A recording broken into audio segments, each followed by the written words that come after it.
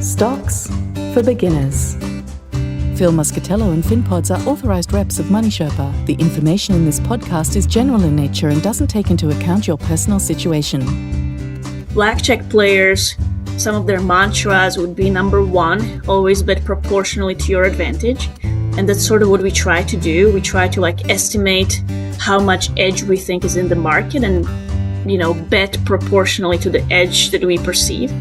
Second of their mantras, they would play a ton of hands. They would play, 100 hands per hour for 8 hours a day. So you can do the math. I think over the 5 years, Blair probably played 200,000 blackjack hands. And so for us, what's really important is to be able to make a lot of bets. So unlike many managers who may only rebalance their portfolios quarterly, we actually adjust our exposure to the market daily. And we are, obviously always exploring ways could we trade more than just once a day in the fund? Hi, and welcome back to Stocks for Beginners. I'm Phil Muscatello. What exactly is algorithmic trading, and how can it work for everyday investors? And is it something to be scared of? Can high-level math really give you an edge in picking the right stocks? Today I'm chatting with Petra Bakosova, Portfolio Manager at Hull Tactical, a company that helps people invest by using math and data to make decisions about buying and selling stocks. Hi Petra. Hi Phil, thanks for having me on your show. Thanks very much for coming on the show. Hull Tactical was founded by legendary trader Blair Hull. It focuses on a fund that tries to grow money when markets are up and protect it when they're down. So tell us about your journey that led to investing from maths. Where did you study maths and how did you find an interest in investing? I was always interested in math, and I got my undergraduate degree in applied mathematics back in Bratislava, Slovakia. And then I pursued graduate studies at the University of Chicago. And my graduate degree was in financial mathematics, because even though I knew I liked math, early on I realized I did not want to teach math. So then finance seemed like the second best thing to do if you enjoy math. And then, Chicago being a big hub for commodity trading in the US, just like many of my classmates, I ended up working as a quant at one of the high frequency commodity trading firms here in Chicago. And then 3 years later, I was hired by Blair Hull to initially work for a company called Catch-Up Trading, which was a futures trading operation. But right around the time when I started, their ETF just got approval from the SEC and was going to launch the next year. And me sort of being the new quant on the block, trying to make a name for myself, I volunteered to work on the ETF. And that was almost exactly 10 years ago. What is a quant?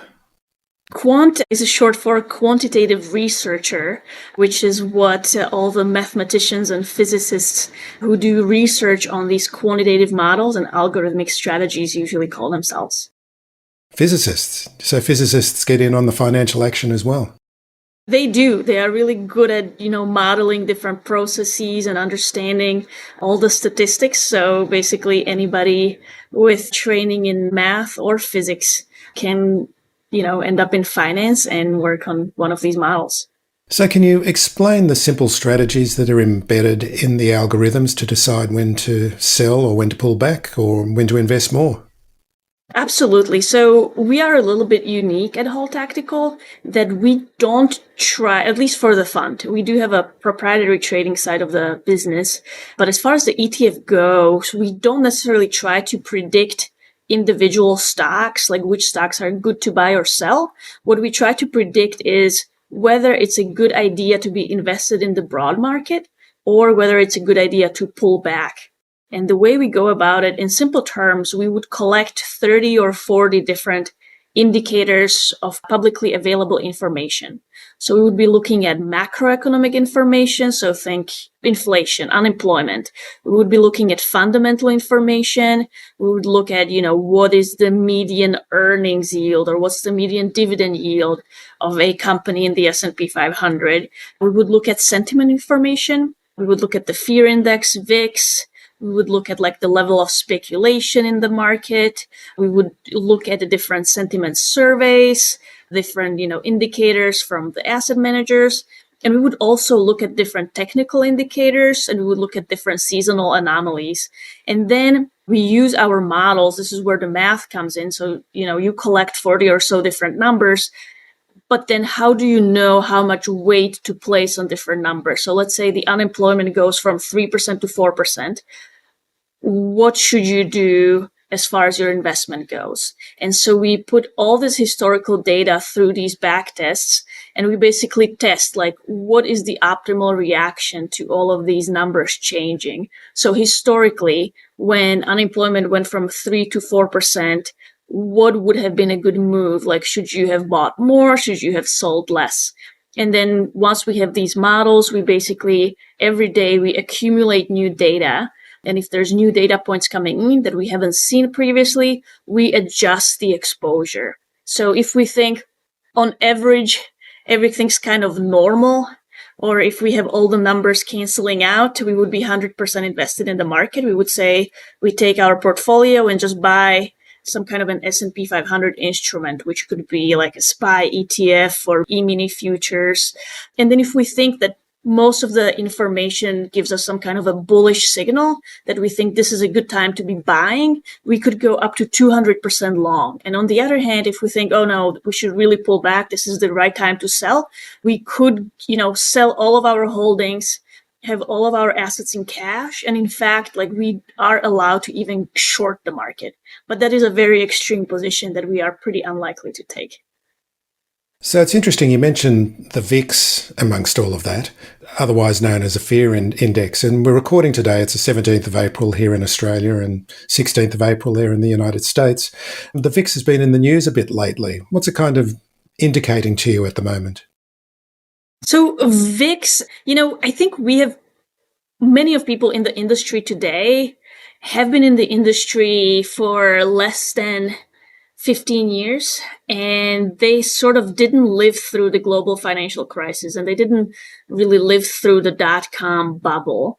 And so people got a little bit used to seeing the VIX index in pretty low ranges. It might surprise your listeners that the average value of VIX is actually 19. The median value is something like 17, because for so long we have seen VIX in these 12, 13 ranges.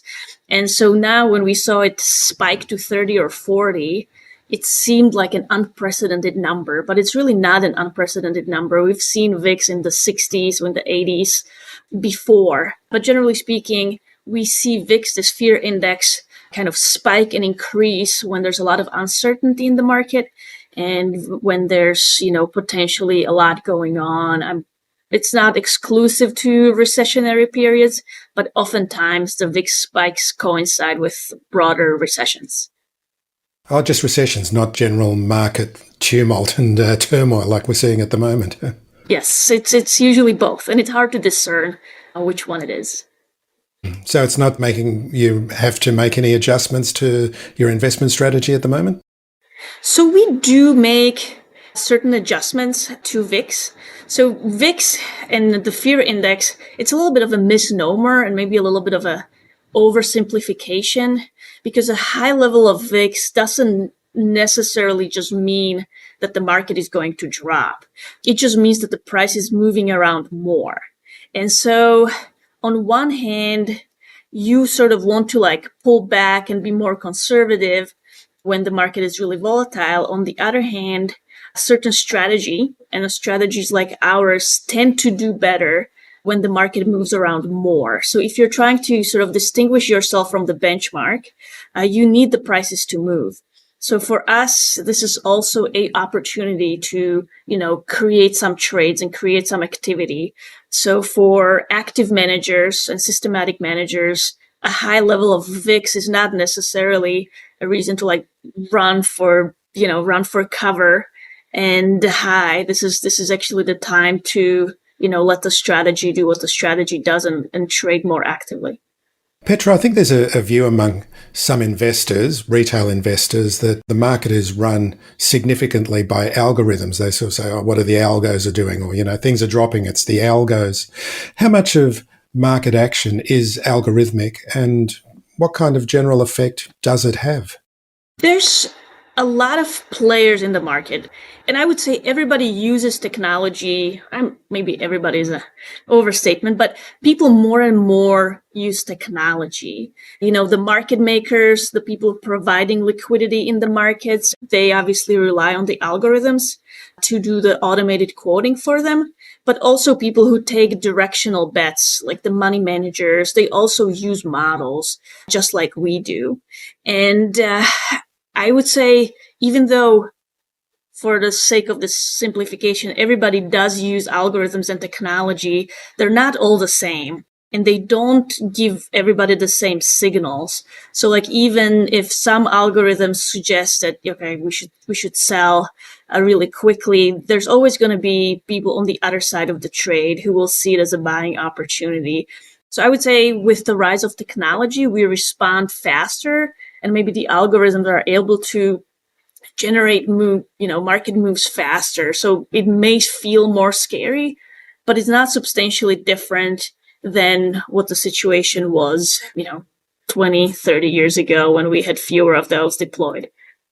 So it is really just putting into the investing space. It's really the way people would have invested anyway, but it's just given to a computer to help make those decisions. Is that how it works?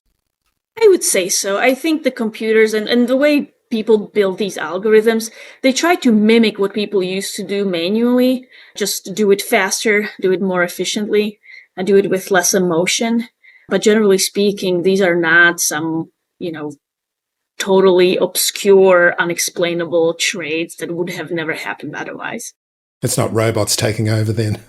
Yes. Investing in shares can be fun, but the paperwork isn't. My investing's been transformed since using ShareSite, the best portfolio tracking tool for investing. My portfolios are on ShareSite, and whenever I buy or sell, the trades are automatically recorded. I can see the dividends I'm receiving, and it helps me to work out my asset allocation. ShareSite are extending a special offer to listeners of this podcast, 4 months free on an annual premium plan. There's a 7-day free trial where you can experience the full power of ShareSite portfolio management. Go to sharesite.com/shares for beginners and sign up now for a free trial before taking advantage of 4 free months. That's sharesite.com/shares for beginners.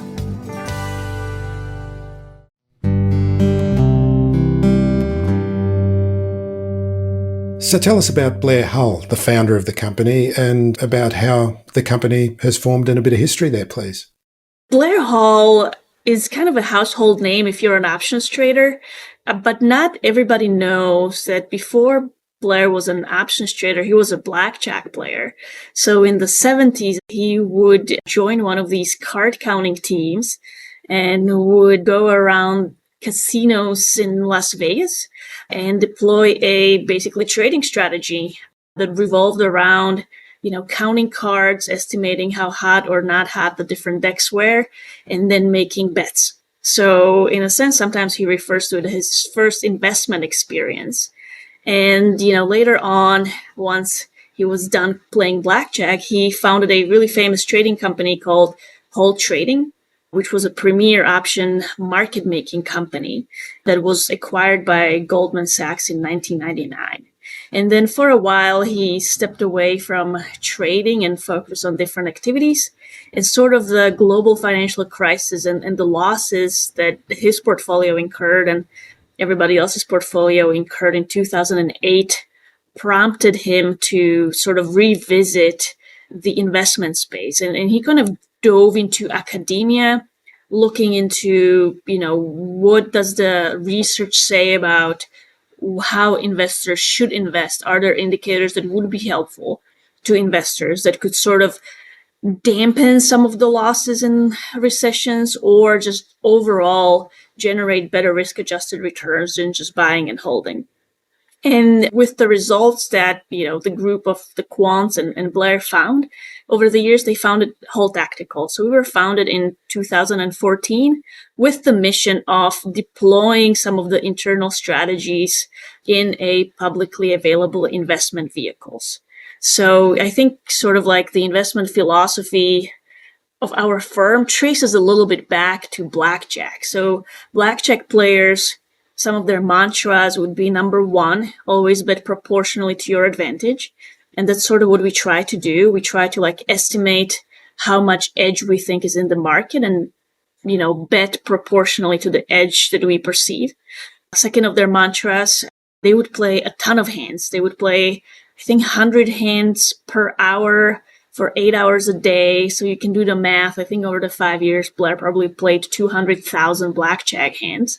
And so for us, what's really important is to be able to make a lot of bets. So unlike many managers who may only rebalance their portfolios quarterly, we actually adjust our exposure to the market daily. And we are, obviously always exploring ways could we trade more than just once a day in the fund? And then the third, always try to stay in the game. So risk management has always been really important. You can only recover from drawdowns if you don't blow up. So have a risk management strategy in place and be really disciplined about risk management. So it all comes down to one fund now, doesn't it? HTUS. Tell us about that fund and how it operates using the algorithms that have been developed. Absolutely. So HTUS ETF started in June 2015. So we are approaching our 10-year anniversary. And the fund has evolved a little bit over time. We started with one model. We're trying to forecast the 6-month equity risk premium. And for those who are not familiar with the term, the equity risk premium is the excess return clients or investors realize when they invest in the stock market as opposed to keeping their money in cash. And over time, we sort of developed new models, and we found that we are actually able and more successful in forecasting next day's equity risk premium. So we sort of shorten the forecasting horizon of this fund. But generally, from the outside, the fund looks very much like it did over the last 10 years, which means we acquire a exposure to the S&P 500 that is right now centered around 100%. And then again, based on the outputs of the different models that we run under the hood, we either are over-invested or under-invested in the S&P 500. So in a sense, you would think about this fund as a replacement for a large cap equity fund for investors who are interested in doing something a little bit different than just buying and holding. So especially in the US, it's a fairly well accepted premise that it's a good idea to be invested in the market or have some exposure to the market. And most of the time, people acquire this exposure through passive index funds. And what we're saying is that that's great, but we think you can do a little bit better than just a passive index fund. We think there's information out there in the market that allows you to slightly vary your exposure to the broad stock market, and you can realize better risk-adjusted returns if you do so. I know in this mathematical space we often hear something called the Sharpe ratio. Is that part of what you plug into the models? Exactly. So Sharpe ratio is basically one of the performance metrics that we are very interested in and that we hope to improve.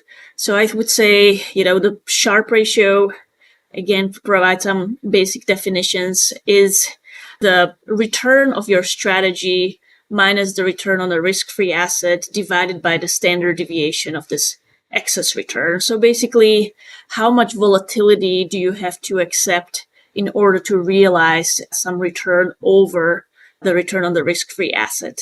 And basically, what we try to do, we try to not exceed the volatility of the stock market, like the long-term volatility of the stock market, and we hope to provide some extra return. So in a sense, we hope to improve the Sharpe ratio of the buy and hold strategy.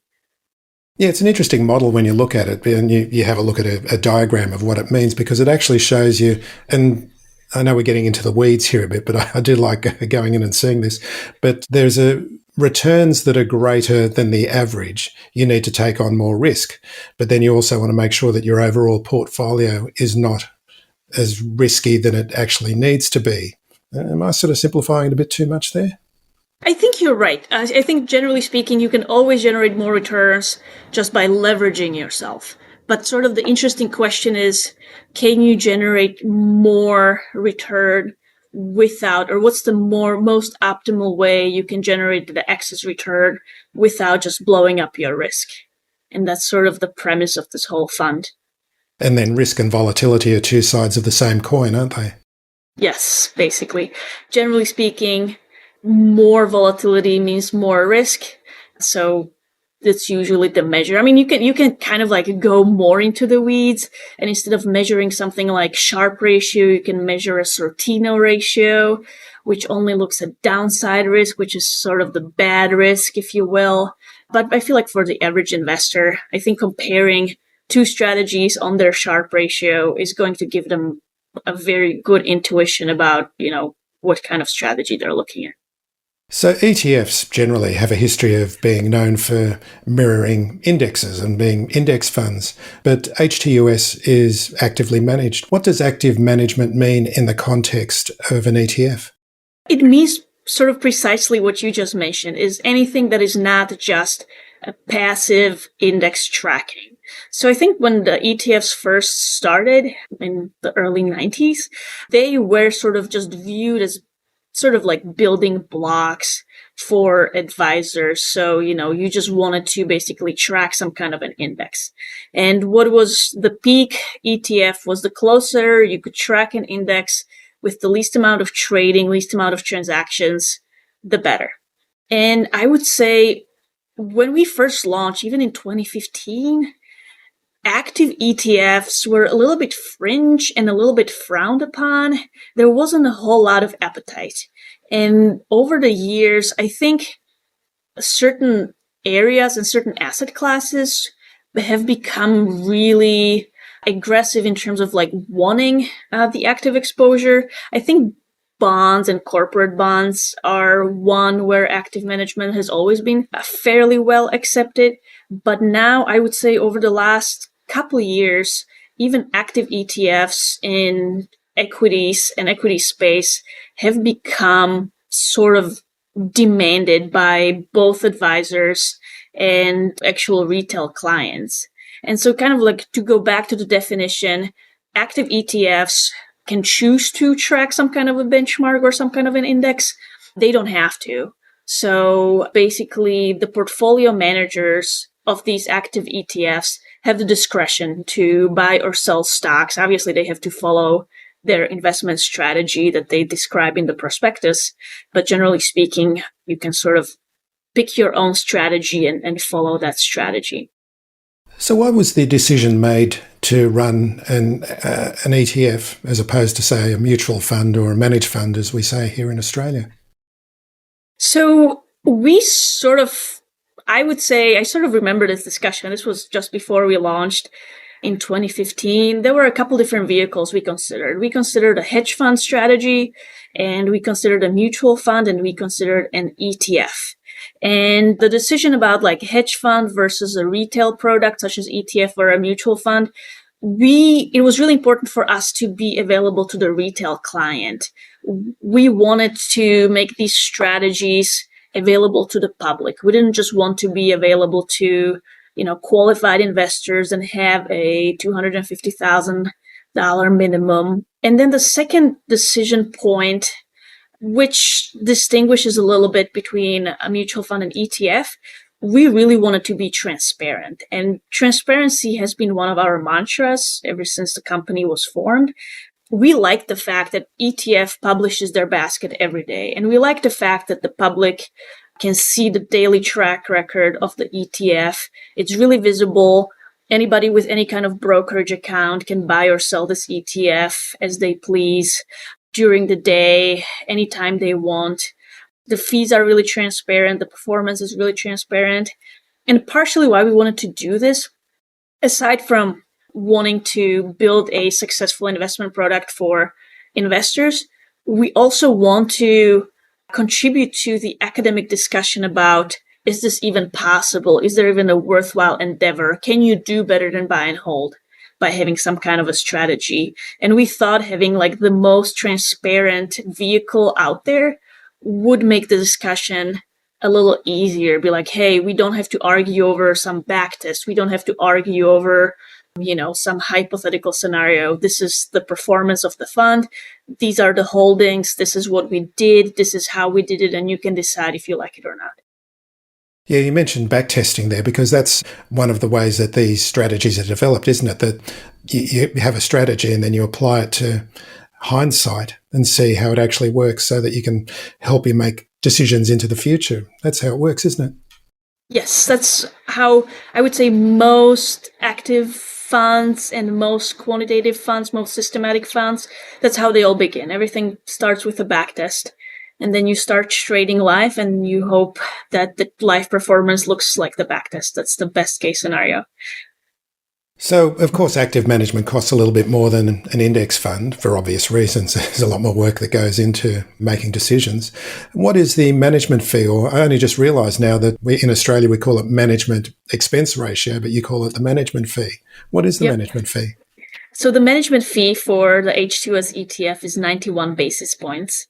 And then the strategy acquires some other expenses through the different funds that we hold. So overall, the expense ratio for this fund is 97 basis points.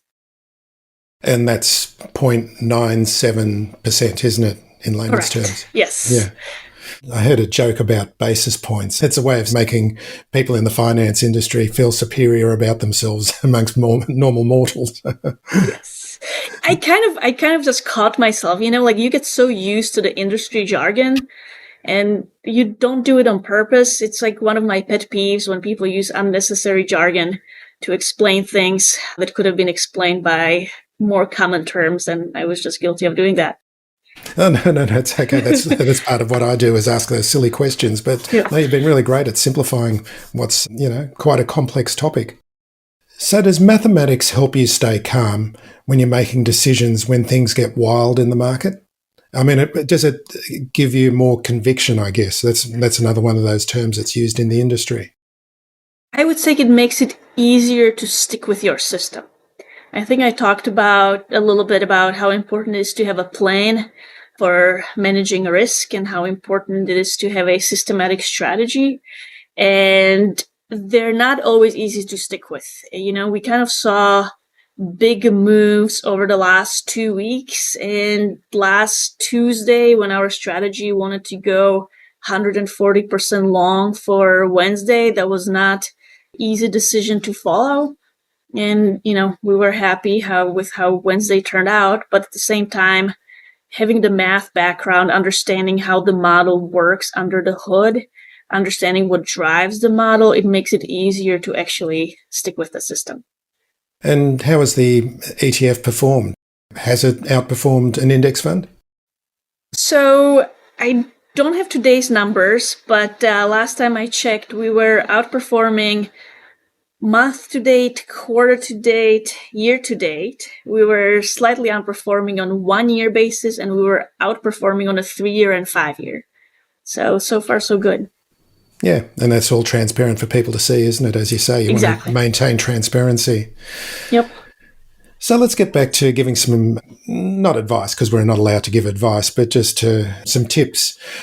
Someone with a small savings account wanting to invest, what's the biggest mistake they can avoid when coming into the market for the first time? Say one of the risks smaller investors face is concentration risk. If you don't have a ton of capital to deploy, it might be really tempting to, pick your favorite company and just invest everything in 1 or 2 stocks. And that can be really dangerous because even the best company can have a bad year, a bad 5-year period. So I think it's really important to try to diversify your holdings, even with a small account. So I would advise investors not to, put more than 10% of their assets into a single stock. Yeah, because it's very tempting, isn't it, to think that there's going to be that one life-changing trade that you're going to make that's going to, create so much, I think the term's alpha, isn't it, in the industry, that you're going to be able to retire on just that one decision. And you always see somebody on the internet just talking about their 1,000% return, and it seems like free money, and people never talk about their bad trades. People only talk about their good trades. Yeah, I know. It's really easy to get trapped in that sort of mindset, isn't it? Yes. So how do you believe that investing can be fairer so more people can get started? I mean, it sounds like that's part of the DNA of the fund that you're running. Yes. I would maybe point out 2 things. One would be we should, as an industry, we should keep trying to lower their entry barriers. And I think ETFs are a good vehicle for that. You can invest in your favorite fund for oftentimes, you can start with $25, you can start with $50. So you don't have to have hundreds of thousands of dollars to invest.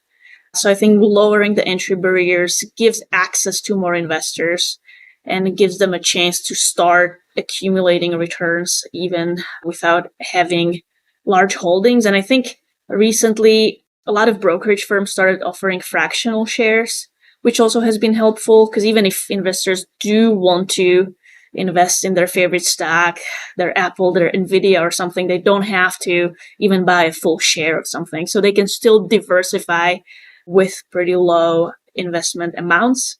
And the second thing I would say, we should sort of lower the information barriers and kind of, we joked about these basis points and the industry jargon.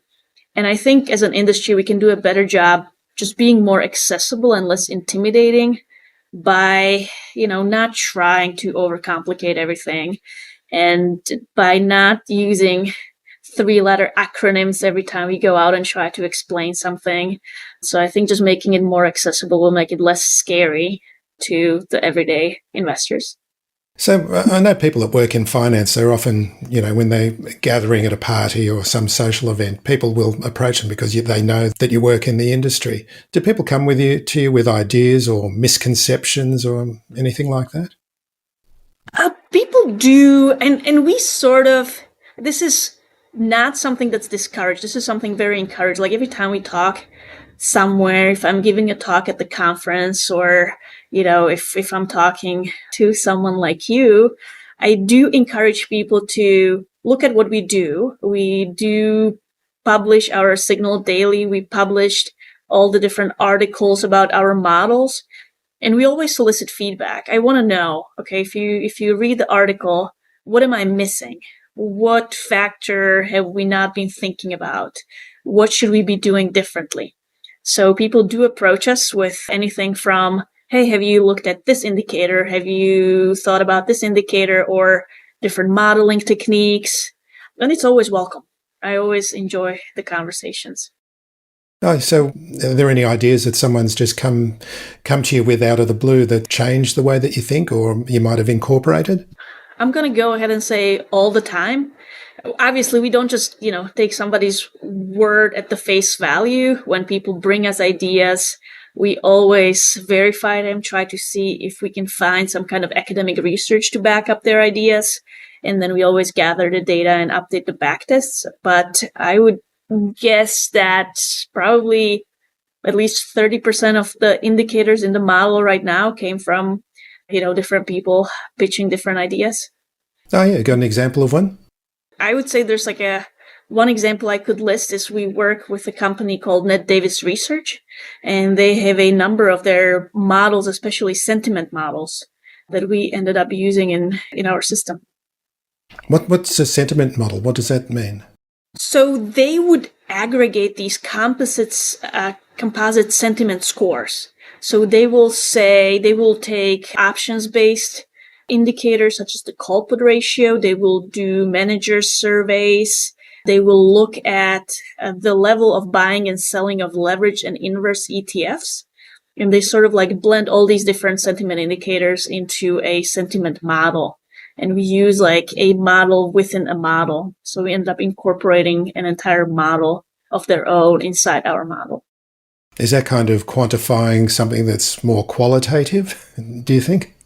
I think so. I think that's a fair way to say it because it's hard to, sort of capture the overall sentiment in the market. I think we feel it now. Everybody's really freaked out about tariffs, but how do you distill this uncertainty into a number? And that's essentially what all these sentiment models attempt to do. That's great. Distilling uncertainty into a model. I love that concept. So, Petra, you're a triathlete. Where do you get the time to train? Usually first thing in the morning. Markets in Chicago don't open until 8:30. So if I can get myself out of the bed around 5, I usually have time to knock out all my workouts before the market opens. Swimming in a Chicago winter too. Right now we're in the pool. We are going to be swimming in Lake Michigan, but I think it's still going to be at least a month away before I go anywhere near that body of water. I was really shocked. I was body surfing a few weeks ago and there was someone from Michigan there and he was body surfing. And I said, "Where did you learn to body surf?" And he said, "Lake Michigan." I didn't realize there were waves and that it was such a large body of water. Oh, absolutely. I remember when I first moved here, if you don't know, if let's say somebody like drops you in Chicago and you don't know where you are and you're just looking at the body of water, like on many days you would not realize that you're looking at a lake because you can't really see the other end of the lake, and depending on the wind and the weather, the waves can really be huge. I've seen 10-foot waves in Lake Michigan. It's really a sight to see. So how does being a triathlete, and apart from keeping you fit, how does it help you in your investing? I would say there's, every time I train and I do my little TED talk in my own head about the lessons between triathlons and investing, there's a number of parallels. I would say like any kind of endurance training, any kind of endurance athletes know that the number of touches is more important than like one really impressive training session. And I think in investing, it's the same thing, like being consistent, being there day in, day out, like don't hope for some kind of Hail Mary trade, like some get rich quick scheme. Just kind of, build your portfolio day by day and just be consistent over many, many years. That's usually yields better outcomes. And then I would say as far as like competing, understand where your advantage is coming from. Like you have limited resources, meaning like limited energy and limited fitness. And so when you're racing, it's really important to understand, like, okay, if I'm not the best swimmer, there's no point for me trying to like sprint on the swim leg, get completely gassed, and then completely die on the bike and on the run. Like understand where your advantage is and try to like, pace yourself where you're not super strong, and then try to really compete where you can. And then I would say the last lesson is triathlon is really famous for how much money you can spend on equipment. There's all these crazy fancy bikes and carbon shoes and wetsuits and everything, and watches and computers and really fancy nutrition systems. And those are all great, don't get me wrong. But at the same time, the engine matters. So I feel like in trading and investing, like we get really, mesmerized by these like really fancy machine learning AI models, and we get mesmerized by FPGA supercomputers and quantum computers. And at the end of the day, again, like keep it simple. It's important to understand where your model's coming from, sticking with the model. Even a simpler regression model can get you really far if you have good data and if you know what you're doing. And what's your strongest leg? I am usually pretty equal between a bike and a run. Kind of depends on the temperature and how I wake up feeling. Definitely not a natural swimmer, but once I get out of the water, that's where the day usually begins.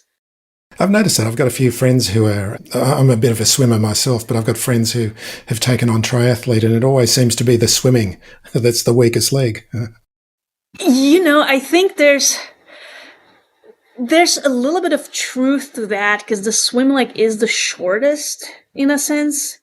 So and it's such a different physical use, and most people, they run, they get on bikes, but then it's a bit more specialized, isn't it?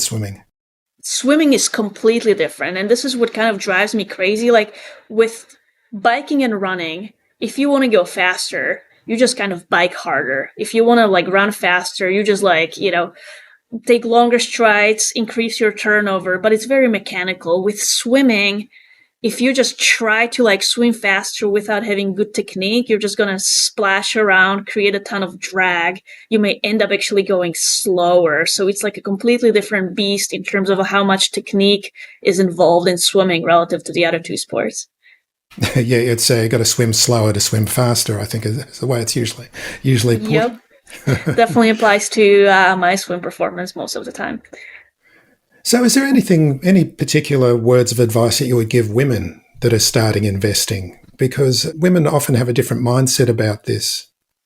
Say just do it and stick with your gut. I think some of the research that's been coming out actually suggests that women tend to be really good investors because they do tend to be fairly risk averse, which is not a bad thing. They tend to, not try to go for these moonshots. They tend to make good, rational decisions. They often tend to stay calm under pressure. So I would just say don't feel like you don't belong. Don't get intimidated by the industry and by what the industry may look like today. I think it's changing pretty rapidly. And even through the course of my career, I have seen more and more women enter the industry and be really successful. So how can viewers and listeners find out more about yourself and the fund? Definitely, there's many ways how to stay in touch with us. We have two different websites. One is the fund website. That's www.holdtacticalfunds.com, where you can find all the information about the ETF itself. And then the second website we have is www.holdtactical.com, which is the advisory site. And I think that site is a lot of fun. We have our daily report on the site where we explain how we got to our daily signal. And you can subscribe to this report if you think it's interesting and you would like to see it in your mailbox every day. There's also our blog, which I think it's a lot of fun to read. One of my colleagues, Ewan Sinclair, writes most of our blog posts. That's a great way to read about it. We also posted all our articles so that people can, if they're interested in the math behind the models, they can read the articles and tell us if they have any suggestions. And then obviously follow us on socials. We're on LinkedIn. We're on Twitter. We are always happy to talk to people, so don't hesitate to just give us a call if you have any ideas. Petra Bakosova, thank you very much for joining me today. Wonderful. It was wonderful being on your show, Phil. I really appreciate the opportunity. Thanks for listening to Stocks for Beginners. If you enjoy listening, please take a moment to rate or review in your podcast player, or tell a friend who might want to learn more about investing for their future.